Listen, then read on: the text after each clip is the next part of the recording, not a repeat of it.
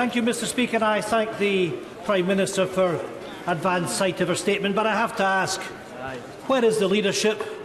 The phrase which is often used, we thought the Prime Minister had reached rock bottom, but she's still digging. Mr. Speaker, we have 4 sitting days left in this place before the Christmas recess. We are then left with a narrow window when we return in January to find a way forward out of the government's Brexit timetable. It cannot be done. After 2 years of negotiation, the Prime Minister has designed a deal that she knows that she cannot deliver. It doesn't have the support of this House. Mr. Speaker, it is time to call time on this government. It is a laughingstock. Companies and their workers do not know if we're going to be crashing out of the European Union in 3 months' time. We've just over 100 days. 100 days to prepare for the risk of a no deal that most sensible folk would reject as being unacceptable. The Prime Minister is playing a game of brinksmanship. The European Council President Donald Tusk was clear when he said, "I have no mandate to organise any further negotiations." What more does the Prime Minister need to hear to know that her deal is dead? This is embarrassing. The Prime Minister might be prepared to be embarrassed by the shambles, but the rest of us are not. Parliament needs to take control of this situation and seek to find a solution that prevents a risk to jobs and prosperity. It's the people of our countries that we are talking about. Today, Prime Minister tells us that there are no other options. That is not the case.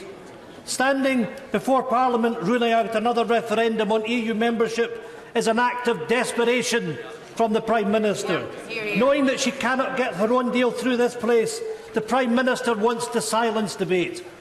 Having taken away Parliament's voice, our rights to a meaningful vote, now the Prime Minister wants us to take the right of the people to vote away. Their democratic right to have their say. Their democratic right to change their mind. Mr. Speaker, I plead to the Prime Minister to put all options back on the table. Stop operating in isolation. Reach out and speak with the opposition parties. We all have a responsibility to protect our citizens. It is time, Prime Minister, to move beyond narrow party politics that this place operates with. It is time to operate in the interests of all our nations. I ask the Prime Minister to bring forward the meaningful vote on her deal before the Christmas recess. There is no reason to delay. Let us have that meaningful vote this week. And lastly, will she do the right thing and meet with me and other opposition party leaders this week? Collectively, this, Mr. Speaker, is the true test of this government's word. If we are to believe that we are a partnership of equals, then now today we must be heard. Thank you. Well, first of all, I'm happy to say to the right honourable gentleman, if he wants to come to talk to me about this issue, I'm happy to talk to him about it. But we do have a fundamental difference of opinion that was revealed in the response of his party to what I said in my statement. I believe we should deliver leaving the EU for the British people. He believes we should stay in the EU. So that's a fundamental difference that we have there.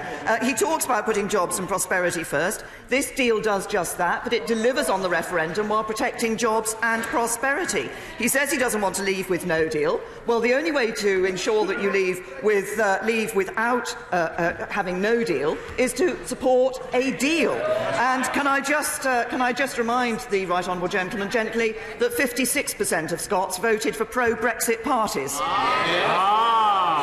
Dame Cheryl.